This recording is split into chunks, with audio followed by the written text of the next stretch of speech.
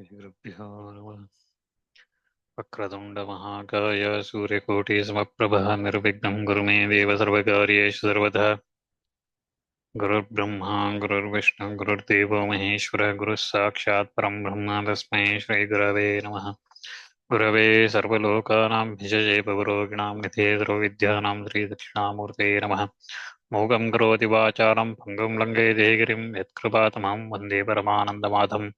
व्यासाय विष्णुरूपाय व्यासरूपाय विष्णवे नमो वै ब्रह्मणदेवासिष्ठाय नमो नमः। श्रुतिस्मृतिपुराणानाम् आलयं करुणालयं नमामि भगवत्पादं शङ्करं लोकशङ्करं। नारायणं नमस्कृत्य नरं चैव नरोत्तमं देवीं सरस्वतीं व्यासं ततो जयमुदीरयेत्। पार्थाय प्रतिबोधितां भगवता नारायणे स्वयं व्यासेन कृतितं पुराणमुनीनां मध्ये महाभारतम् अद्वैतामृतवर्षिणीं भगवतीमष्टादशाध्यायिनीम् अम्बा त्वामनुसन्दधामि भगवद्गीते विभेद्भेषिणि नारायणपरो व्यक्ता दण्डमव्यक्तसम्भवम् अण्डस्यान्तस्तु मे लोकः सप्तद्वीपा च मेदिनी अवतीर्णश्च कालट्यां केदारेऽन्तर्गतश्च चतुष्पीठपतिष्ठाता जेताच्चिन्करो गुरु शङ्कारूपेणमच्चित्तं पङ्गीकृतबुबूध्य किङ्किरीयसदामाया शङ्कराचार्यमाश्रये. So last time we completed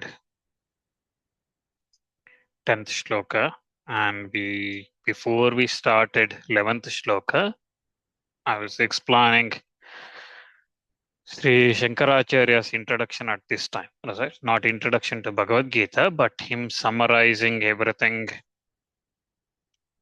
what happened from first chapter to now, and also giving what's going to come in the upcoming chapters, right? So we looked at Acharya saying in his Bhashya that from the second shloka onwards, Drushtata Mandavanekam till 9th shloka in the second chapter, where Nayos say the Govinda Mukta Tushni Babuha, till that time, all that thing was revealing, it explained as the origin of sorrow, grief, sorrow, delusion, and so on. Right? So, which are the sources of this samsara, cycle of birth and death, and for all the creatures. So again, Arjuna's own sorrow, delusion was caused by the affection of parting and erroneous belief that these are all belong to me, these belong to me, they are mine. Those kind of belief that's there, and that's why he was having those kind of beliefs, right? And it is again because that discriminating insight, that viveka he is lost, and that viveka was overwhelmed by this shoka moha, sorrow and delusion that came he was overwhelmed with those things, and that's why he started moving away. He started, even though his duty was to engage in as a kshatriya in the battle, he started choose to desist from that and think about going as a sannyasi. So it is thus that it is in this case that all the creatures whose minds come under the sway of these defects like shoka, moha, and others, they certainly follows in those situations where there is shoka, moha, and other defects, there definitely follows the matter of, as a matter of course, abandonment of their duties. So that's what Shankaracharya said, and that's what we looked at last time. Sarva praninam shoka mohadi dosha vishta chetasam sabhavata eva sudharma parityagha pratisiddha seva cha syat.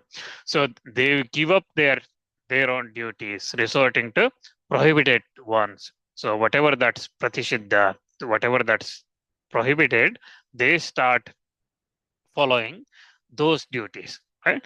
So when they start, what is the cause of that? That's the cause is these defects of shoka mohadi doshas, right? Those are the defects, shoka moha and other, etc., right? Adi. So there is adi, etc.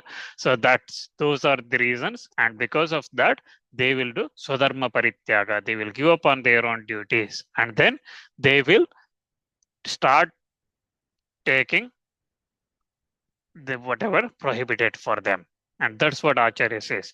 And before, again, so even when they engage in their own duties, okay, their actions with speech, with mind, body, etc., are certainly motivated by hankering for the rewards and are accomplished by egoism. So Shankaracharya here says that स्वधर्मे प्रवृत्तानाम् अपि तेषां वाङ्मनः कायादीनां प्रवृत्तिः फलाभिसन्धि पूर्विकैव स अलङ्कारा च भवति. So they, even when, so normally when one has these defects of shoka moha adi dosha, when one has this, they abandon their duties and resort to prohibited actions. But even when one engages in one's own duties, they are doing that motivated by the rewards of that actions. They are doing their duties for the rewards it gets, from the rewards that's going to come from those actions, and accompanied by egoism. Again, egoism here, ahankara, egoism is, it consists of thinking that I am the agent of some work, I am the enjoyer of this rewards, whatever that I'm going to benefits I'm going to get from these actions, this karma I'm going to do. From that, whatever the reward that's going to get, I am the one who is going to enjoy. I'm the one who is doing all these things.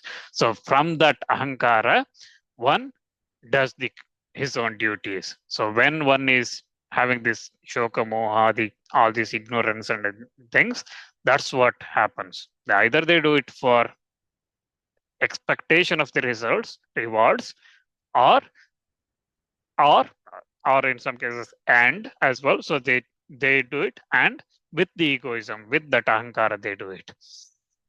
So such being the case, the cycle of birth and death, that is the samsara, characterized by passing through desirable and undesirable births, so and meeting with happiness, sorrow, and so on, from the accumulation of dharma and adharma, virtue and vice, continues unendingly. So when one is attached, one is either doing the actions, the karmas that is prohibited for them, or doing it because they are expecting some rewards from it, or because of the thinking that because with that ahankara one follows those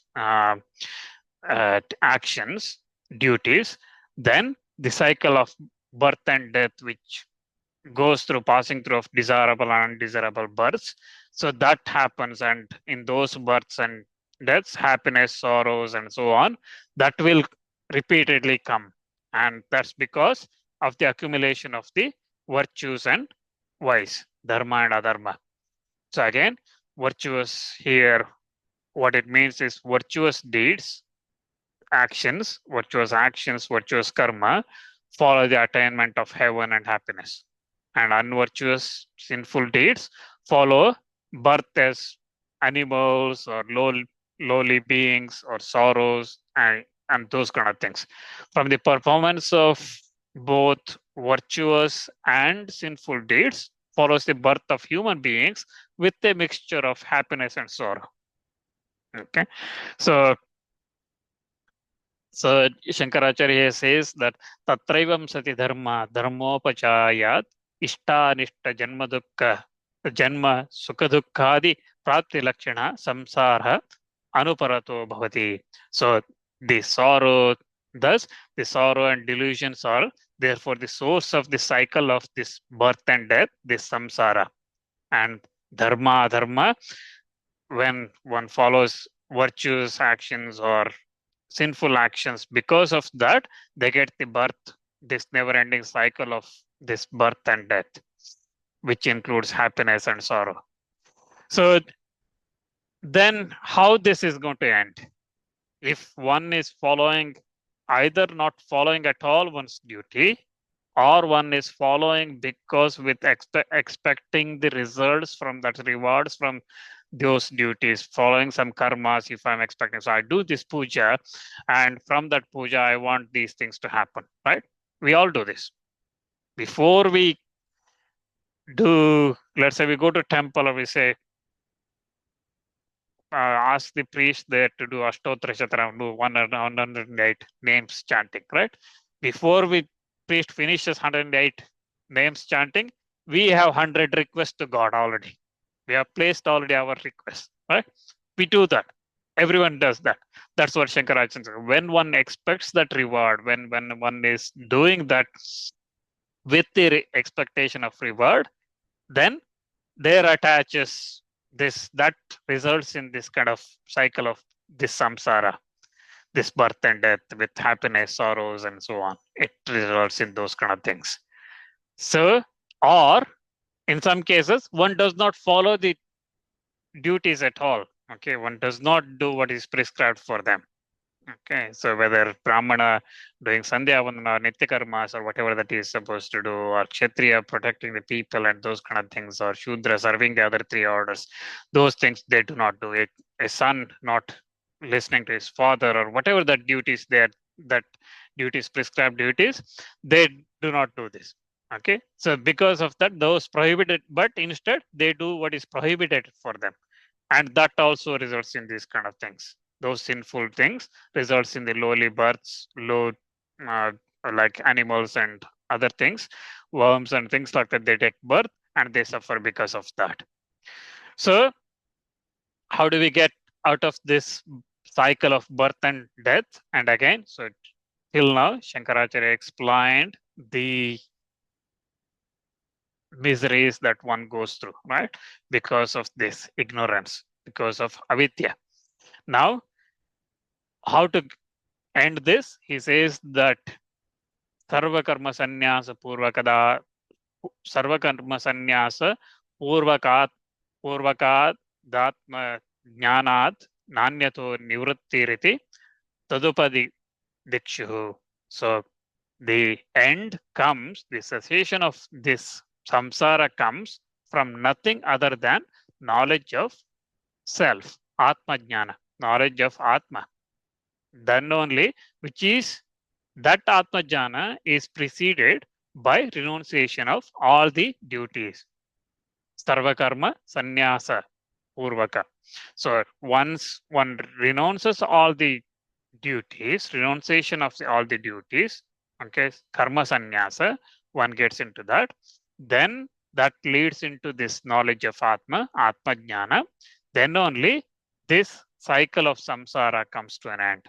That's why, hence, wishing to impart on that knowledge of Atma, give that instruction of knowledge of Atma and favoring the whole world, through that, Bhagavan Vasudeva making Arjuna as a medium. So Shankaracharya here says that Sarva Lokanugrahartam Arjunam Nimitti Kritya. Arjuna as a medium, nimitta for that.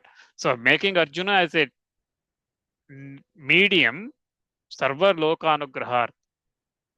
So favoring the entire world, making Arjuna as a medium, Bhagavan said in the 11th sloka, whatever he says, 11th sloka onwards, whatever he says in the second chapter, like Ashocham, Nashochasvam, and so on, whatever he says, all those things, he said to give that knowledge of Atma, to impart that knowledge, he says those things. So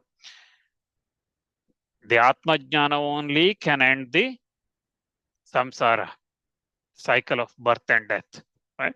And ātma-jnāna can come by, ātma-jnāna is preceded by renunciation of all the duties, karma sannyasa, sarva karma sannyasa, okay, all the duties. So from sannyasa, renunciation from all those things, then only one gets ātma-jnāna. And from ātma-jnāna, one gets end of this repeated birth. Okay. So when we say repeat end of repeated birth, what does that mean? That means moksha. Okay. So there is no another birth. So that's the moksha, the final step, where what everyone wishes, right? So, and that comes through ātma-jnāna.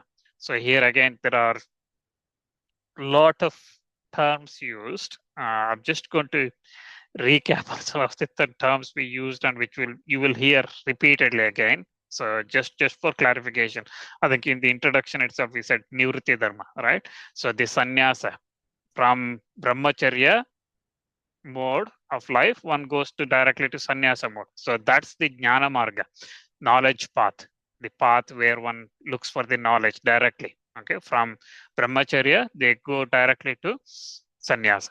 So that's the nivritti dharma. Another word dharma we looked at was pravritti dharma, right? So brahmacharya, grahastha, vanaprastha, sannyasa, and so on. So where one follows the karma marga.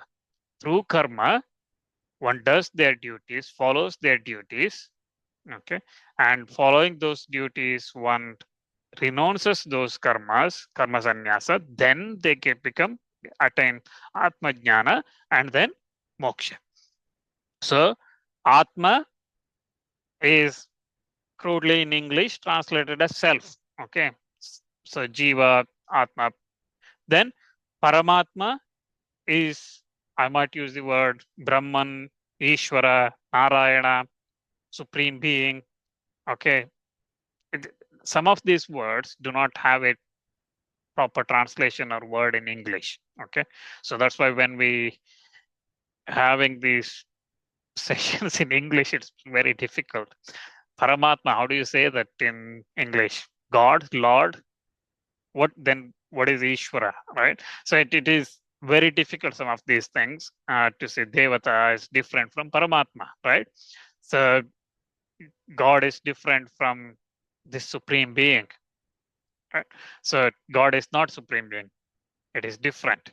So that's why I will use some of these words as it is ātma-jnāna or paramatma or those kind of things, okay? So because it's very difficult in English, but if I use supreme being, that means Brahman, Ishvara, Narayana, Paramatma.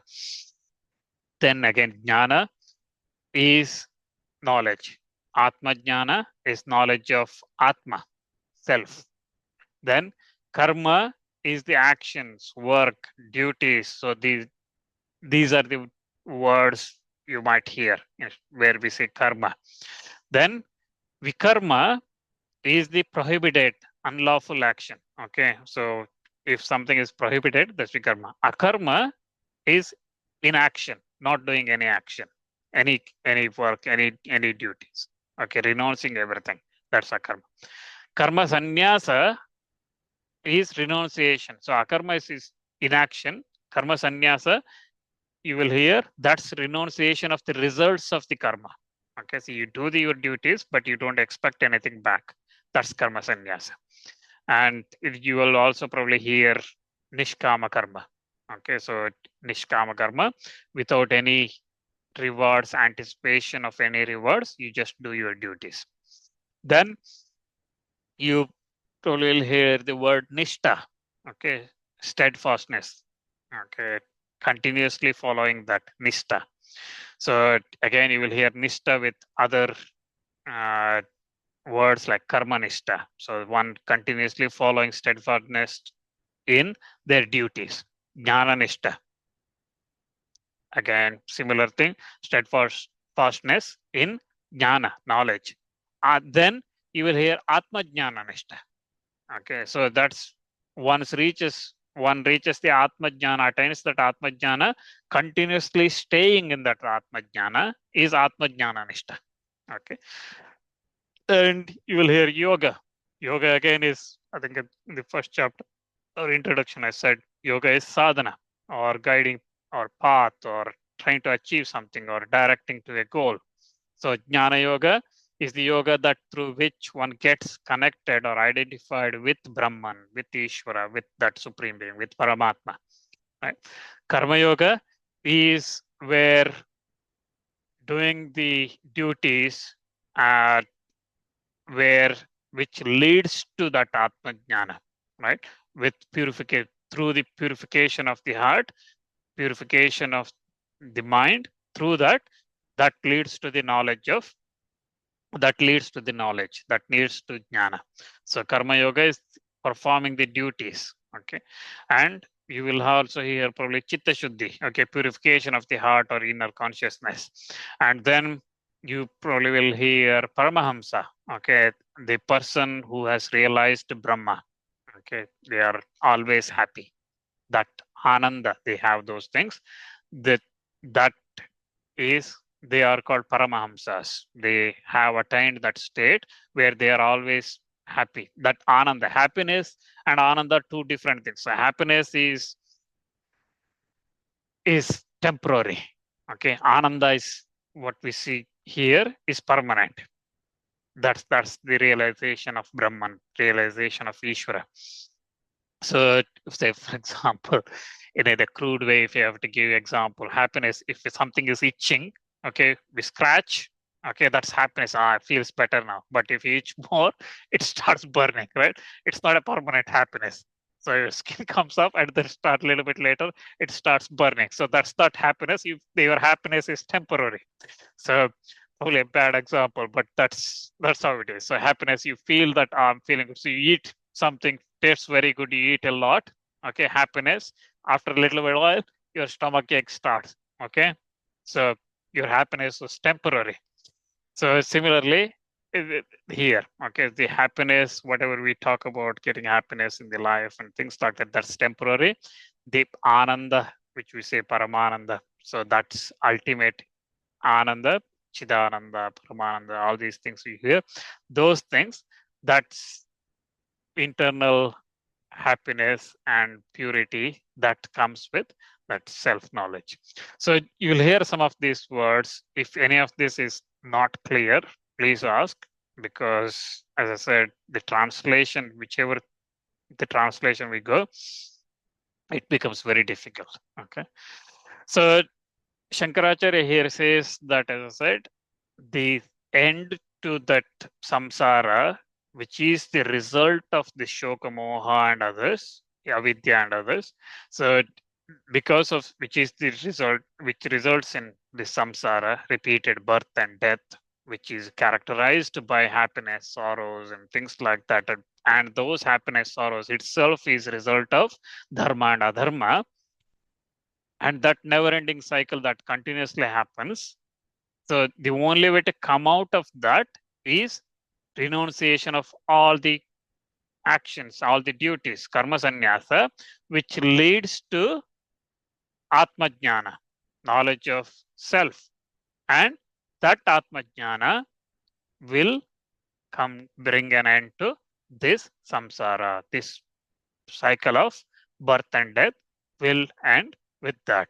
So to give that ātma-jnāna, he made Arjuna as a medium, and to favor the entire world, he made Arjuna as a medium, and then he start narrating that, instructing that ātma-jnāna to Arjuna. So entire Bhagavad Gita is kind of Shankaracharya here summarized, saying that what is the way to moksha? Okay, ātma-jnāna is the only way to moksha. So you will hear different yogas in Bhagavad Gita, karma yoga, bhakti yoga, jnana yoga. You will hear dhyana yoga and different types of paths. Okay, but ultimately, the one that leads to moksha is the ātma-jnāna, realization that Atma, what I see, what I have in me, is the Paramatma. Realizing that realization, when that comes, this body, everything becomes useless. That happiness is the ultimate moksha. So it's very difficult to visualize that, because that ātma-jnāna and visualize or explain it's very difficult, because that ātma-jnāna is an experience. Okay, so it's not something that one can explain. This is how it's going to look like. Say, if you have to give a practical example, you might say sugar tastes sweet. Okay, if you have never tasted sugar, everybody says sugar tastes very sweet. You also believe that it tastes sweet. but you don't know how that sweet is, what that sweet is, right? Only when you taste it, then you know, sugar's taste is like this, right? And similarly, another example, probably you say, I'm very scared of tigers. Okay, I'm going in a forest, I'm very scared. What does that scare do? Oh, my legs are start shivering. Yeah, if you're weak, you're probably, even when you're not in forest, if you're weak, your leg might start shivering. Oh, I start sweating when I'm scared. Yeah, if you're running or do some exercise, you probably will sweat. That doesn't mean you're scared. So only way to experience is to go into that forest, wait for the tiger, and see what happens when the tiger comes, right? So that's the experience, and ātma-jnāna is like that, where one has to experience. Shankaracharya and everyone who has done that, gone through that realization, they said its only way is experience. What Gita does, Bhagavad Gita does, and how Shankaracharya helps us in through his Bhashya is the path to that, the yoga, the path to that ātma-jnāna, how to attain that. He explains that. Then again, if I've gone through this, so there may be mind coming, okay, if I gone through this Bhagavad Gita lessons and listen to everything that Shankaracharya said and understand those things, at the end of 18th chapter, will I get moksha? Right? Something coming in our head. It's normal, right? So whenever we listen to some of these discourses and all these things, will I get moksha immediately after this? If I do this, probably not. Depends on where your mind is, okay, and how we are taking this and how we are ready to follow those instructions, right? So normally, what they learn say that this process takes multiple births, right? Whatever we have accumulated in the previous birth comes to now, it helps us, and then it carries on. If we add more to that, it goes on. So let's say moksha is 10 steps. In this birth, you are in the third step. You are already have this desire to listen to these kind of things, right? There are many others who don't even want to listen, who don't even want to participate. They do not have that accumulation from the previous birth, which says that I want to listen to Bhagavad Gita, I want to listen to this, I want to do that, I want to participate in a puja. Those kind of things that's coming for your some sort of knowledge in you. So again, another example is some child, for example, if you look at them, very engaged, they're very bright in something, either maths or arts or something like that. Who taught them? At the age of 3, 5, something like that. It comes from previous birth. Whatever they have learned comes from previous birth. It continues again with Bhagavad in his Bhashya. He explains later on how this carries on and things like that later on. So it comes from that. So when we go through multiple births, we accumulate all these punyas, virtue we accumulate, and through that, some we experience happiness in the life because of that, and then we add more to that. And ultimately, all this lead us to finally we go to the stage where we say, okay, I'm doing this duties because that's my duty. I'm not expecting anything, right? So when normally when we do the puja, for example, what we do, all the sankalpa, if you look at the sankalpa, it has a huge list. I mean, these days you see sometimes mahasankalpa. Okay, there is something called sankalpa, where normally we say that dharma artha kama moksha siddhartham. Okay, so I want dharma artha kama moksha, all these things to achieve all those things. I'm doing this puja. Okay, but then some priests will bring 3-page worth of sankalpa, right? All these sins I have done, all these things, bad things I have done, all those things should disappear from this puja. The list itself is 3 pages. Sankalpa, Mahasankalpa, it's called these days. Okay, that's something a trend in the pujas these days. If we have so many demands, rewards we are expecting, and the puja when we are doing or whatever the ritual we are doing, there is no focus in those things. What we those karmas will not result in much things. right?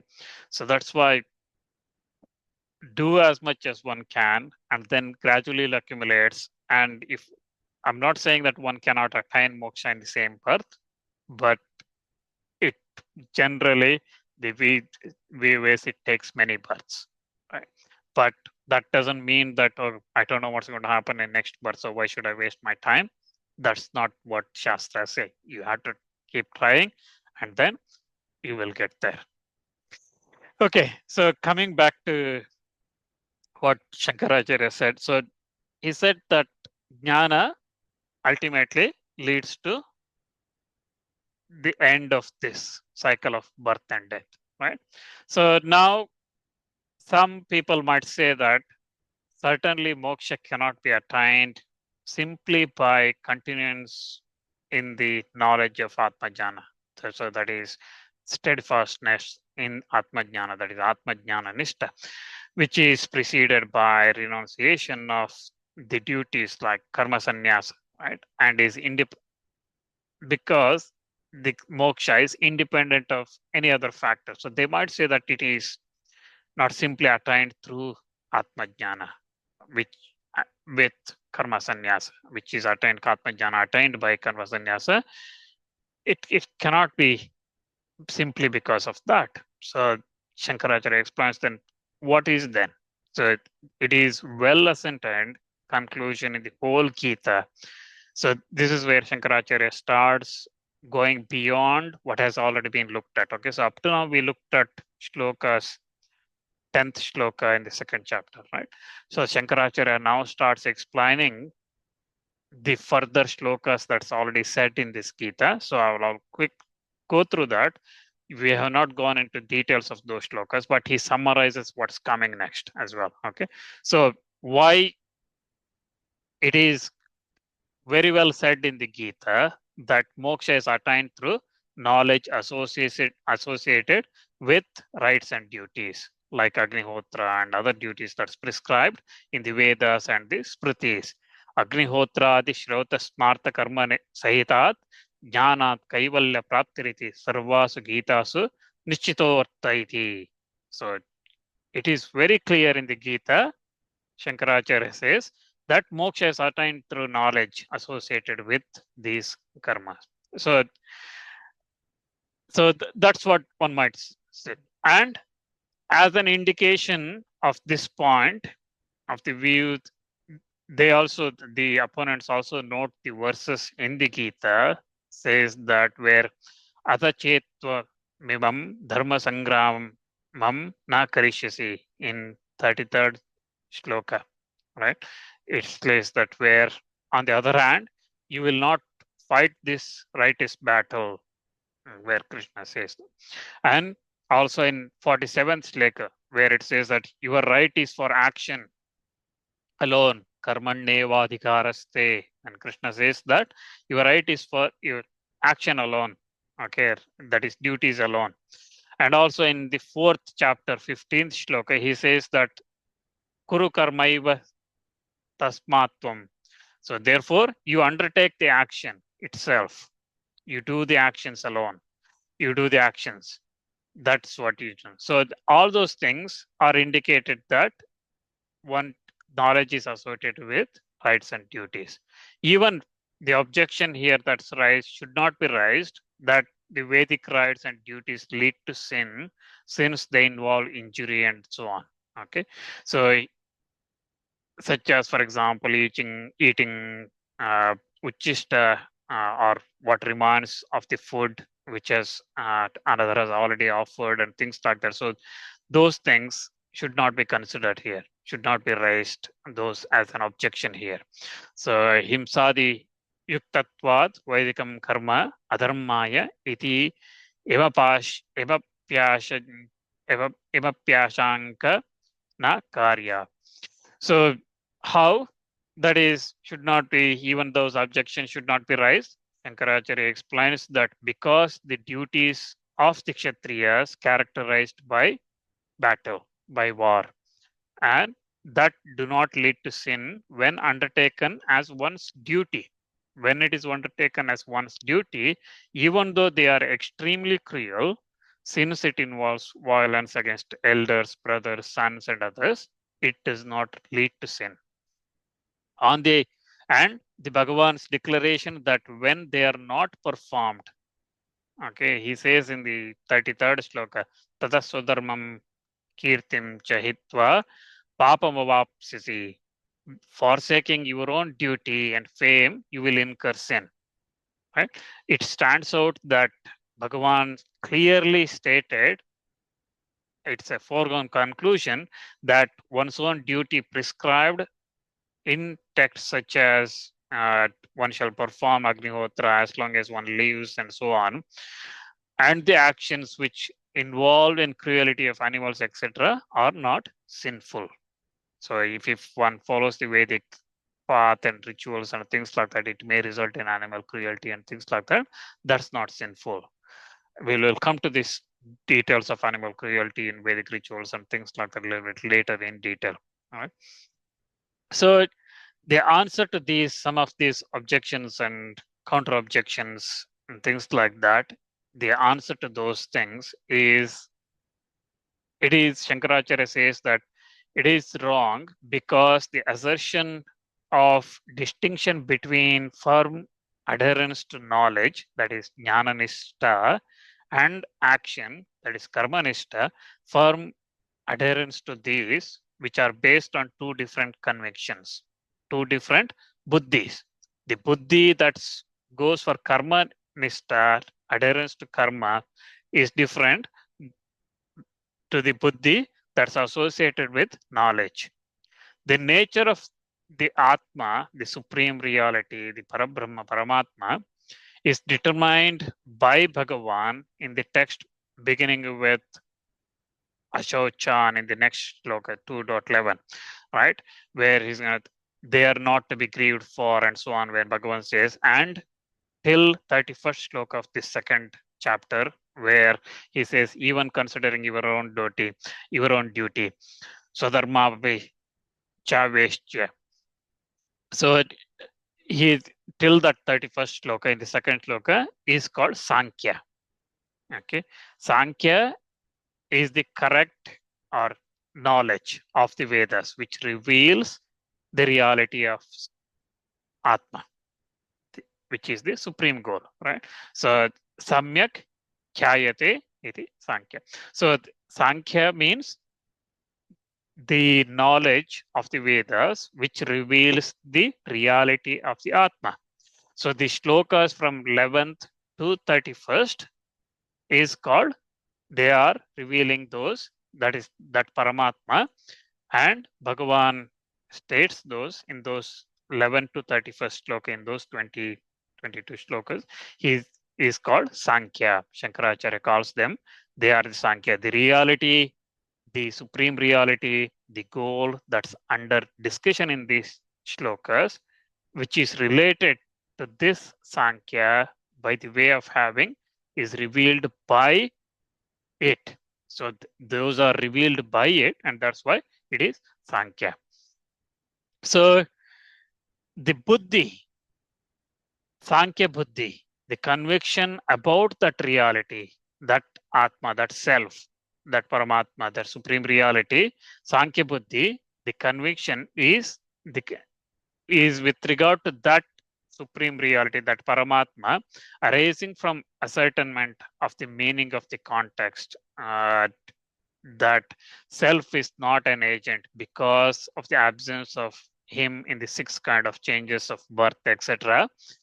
That is Sankhyas. That is what the Sankhyas are, those men of knowledge to whom the conviction becomes natural. So for those people who have that kind of buddhi, that kind of conviction, who think that Atma is not an agent, Atma is not the doer, Atma is not the agent, because Atma is separate from the six kind of changes. Okay, what are those changes? Say, for example, birth, continuance, growth, transformation, decay, and death. Right. So decay is like getting old. Okay, transformation is from child to young to adult, whatever. Those. Okay, so all those things. So Atma does not have these stages. It is constant. And also the verses starting from, for example, 220, where he says, never this one is born, never this one dies, and things like that, where he's clearly saying that this Atma is not the agent. Atma is not the doer. Okay. So the conviction or the buddhi that realizes that the Atma is different, that's the Sankhya buddhi. And prior to coming to that conviction, that Sankhya buddhi, the ascertainment of the performance of the disciplines leading to moksha, which is based on the discrimination between dharma and adharma, virtue and vice, and which presupposes that the atma's difference from the body, etc., and its agentship, its enjoyership, is called yoga. So the conviction with regard to that yoga is called yoga buddhi. The performers of the rights and duties for whom this conviction is appropriate is called yogis. So the definition of yogas and yogis has come here. So Sankhya buddhi, we looked at saying, okay, the conviction which identifies that self as separate from this body, okay, the body which goes through all these changes, that Atma, that realization is Sankhya buddhi. Okay, and then we come to yoga. What is yoga? And who is yogi? Who is called yogi? So we probably will look at this because this is getting a little bit complicated, and I'll probably will need some more time. So we'll look at that next time. Okay. Any questions?